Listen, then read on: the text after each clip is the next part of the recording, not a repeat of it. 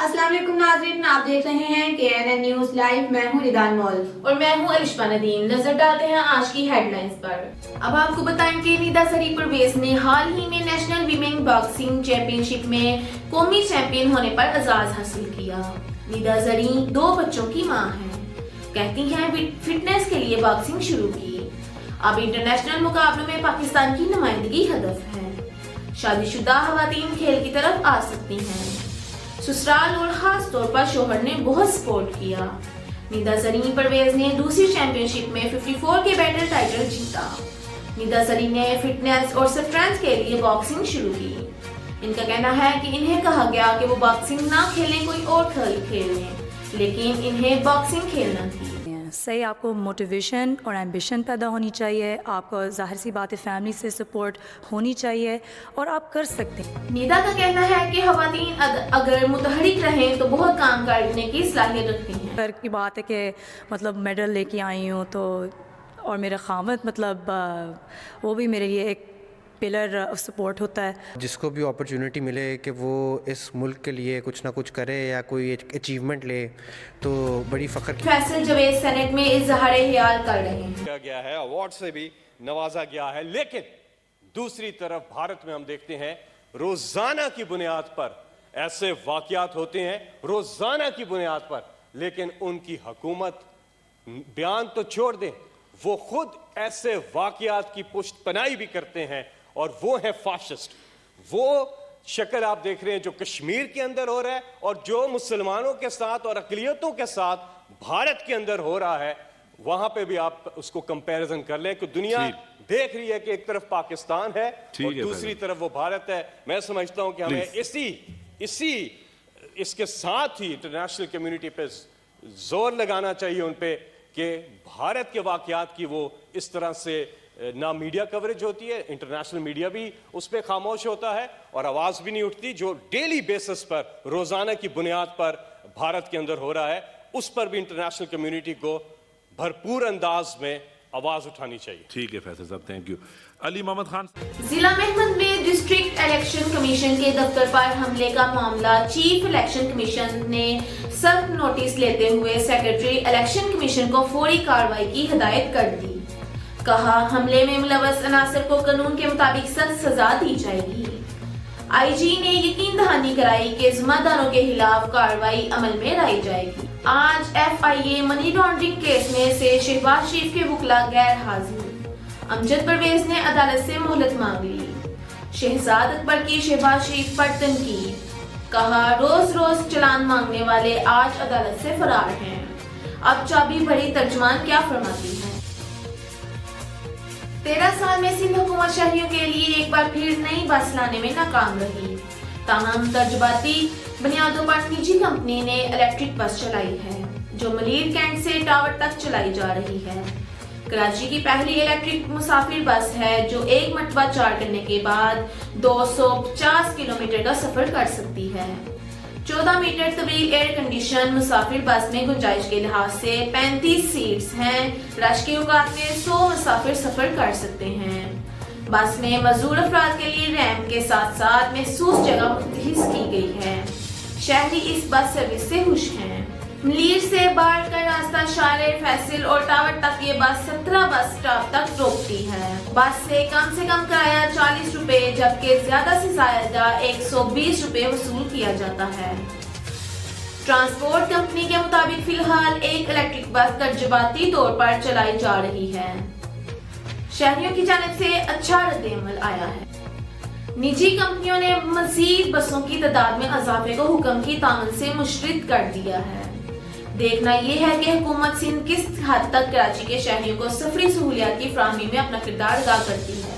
ابھی تو پیسنجرز کافی پسند کر رہے ہیں، ٹرائل بھی ہمارا بھی الحمدللہ اچھا جا رہا ہے، پیسنجرز کا رسپانس بھی اچھا ہے، سہولتیں ساری میسر ہیں یہاں پہ پیسنجرز کو، تو انشاءاللہ مزید بسز یہ ہے کہ ٹرائل سکسیسفل ہونے کے بعد جو ہے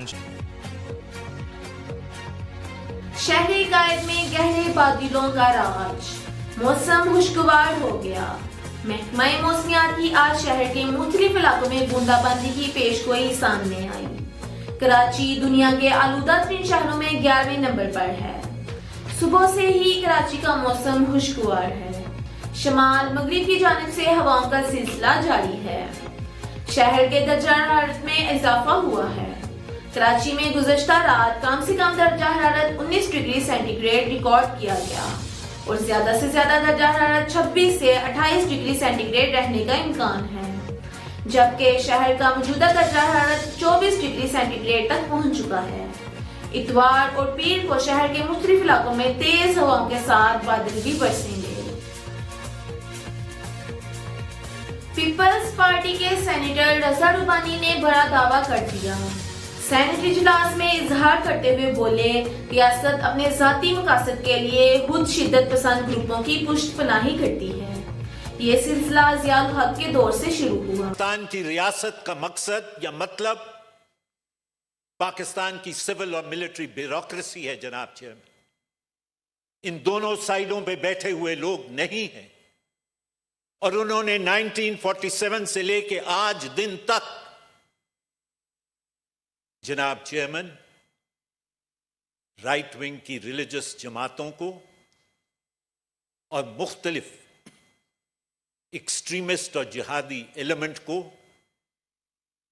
سپورٹ کیا تاکہ ان کا انٹرنل اور ایکسٹرنل ڈاکٹرن جو ہے وہ آگے بڑھ سکے جناب چیئرمین۔ جو پاکستان کے عوام ہے جناب چیئرمین، ان کو پولیٹیکل ڈسینٹ کا حق حاصل نہیں ہے جناب چیئرمین، اور اگر ایک جج ان کسی بھی فورسز کے خلاف اپنی ججمنٹ لکھتا ہے جناب چیئرمین، تو ریاست اس کو عبرت کا نشان بنانا چاہتی ہے جناب چیئرمین، اور اس کے اوپر mister chairman all of these people at one stage or another become missing people, Mr. Chairman.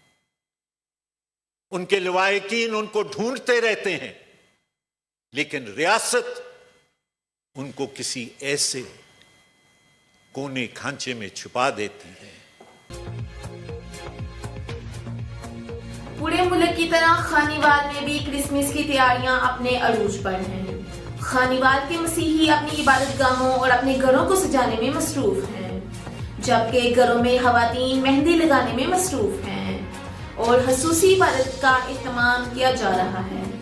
Christmas کے موقع پر حکومت کی طرف سے سستے بازار لگائے گئے ہیں، جہاں مسیحی برادری اپنی خریداری میں مصروف ہے۔ ڈسٹرکٹ پولیس آفیسر سعید ندیم عباس بخاری کے مطابق خانیوال میں 142 عبادت گاہوں کی سخت سیکیورٹی کے لیے 500 سے زائد پولیس اہلکار تعینات کیے گئے ہیں۔ پاکستان کرکٹ بورڈ کے چیئرمین رمیز راجہ کا کہنا ہے کہ لاہور اور کراچی کے اسٹیڈیم کے اطراف خالی زمین پر کلب ہاؤس اور 5 اسٹار ہوٹلز بنانا چاہتے ہیں، جس کے لیے کمرشل اسٹرینتھ کی ضرورت ہے۔ چیئرمین نے کہا، ڈومیسٹک کھلاڑیوں کو ہوٹل سے باہر کرنے کے معاملات کی تحقیقات کر رہے ہیں، ایسا ہونا نہیں چاہیے تھا۔ چیزیں جس میں جونیئر پی ایس ایل ہے، جس میں ویمنز کا پی ایس ایل ہے، کس طرح سے 11 سال کے بچے کو ہم نے ٹیسٹ پلیئر بنانا ہے، سو ہمیں ڈائریکشن کی بھی ضرورت ہے، ہمیں کمرشل اسٹرینتھ کی بھی ضرورت ہے، اور ہمیں اچھے لوگوں کی ضرورت ہے جو کہ ہماری ویژن کے ساتھ الائن ہو سکے۔ پاکستانی جو یہاں پہ ہیں، باہر ہیں، ان کا دل کرکٹ کے لیے دھڑکتا ہے، اور اس ٹیم نے کر کے دکھایا جو بہت ساری ٹیمز نے نہیں کر کے دکھایا تھا۔ ہمارے پاس 2 ایک بڑی سالڈ پراپرٹیز ہیں، خالی زمینیں ہیں، سو ہم سوچ رہے ہیں کہ ایک میں کلب ہاؤس بنائیں، دوسرے میں ہوٹل بنائیں۔ National high performance centre Lahore میں 60-70 کمرے جو ہم بنائیں، تاکہ وہیں سے ہم ٹیمز کو گراؤنڈ میں لے آئیں اور یہ ٹریفک نہ رکے، شہری جو ہے وہ ان کے لیے مصیبت نہ ہو، اور پھر ہمارا کوئی دال دلیا بھی ریگولرلی گلتا رہے، کیونکہ ہمیں پیسوں کی سخت ضرورت ہے۔ مجھے پتہ چلا ہے کہ بکنگ کے مسئلے مسائل ہو گئے تھے، سو یہ ٹھیک بات نہیں ہے، اور اس کے اوپر جا کے میں بات کروں گا۔ آلریڈی انکوائری جو ہے وہ لانچ کر دی گئی ہے۔ بہت ہی اچھے انسان ہیں عابد علی، ٹیم پلیئر ہیں، آپ نے پتہ ہے، اور اپنے پیک پہ اس وقت ہیں، وہ رنز کر رہے ہیں، سو ایک دھچکا ہمیں بھی لگا ہے ان کے ساتھ ساتھ، مگر یہ لائف ایسی ہے، آپ کوئی چیز فار گرانٹیڈ لے نہیں سکتے ہیں۔ شاید 1-1.5 مہینے کا ریسٹ ان کو کہا گیا، اس کے بعد واپس وہ کھیل سکیں گے۔ کوئٹہ سمیت بلوچستان بھر کے سرکاری ہسپتالوں میں ینگ ڈاکٹرز کی ہڑتال کو 1 ماہ کا عرصہ ہونے کو ہے۔ ہڑتال کے باعث ہسپتالوں میں نہ صرف OPDs اور انڈور سروسز بند ہیں بلکہ مختلف وارڈز کی تالہ بندی کا سلسلہ بھی جاری ہے۔ اس صورتحال سے مریض شدید پریشانی کا شکار ہیں، مگر حکومت اس معاملے پر بے بس دکھائی دے رہی ہے۔ گزشتہ 27 روز سے کوئٹہ کے شہری طبی سہولیات سے محروم ہیں۔ کوئٹہ شہر کے تمام چھوٹے بڑے ہسپتالوں بھی بند ہیں۔ ہڑتال ختم کرنے کے حوالے سے صوبائی حکومتیں اپنی ذمہ داری کا مظاہرہ نہیں کر رہی۔ خبروں میں فی الوقت اتنا ہی۔ مزید اپڈیٹس کے لیے دیکھتے رہیں KNN نیوز لائیو۔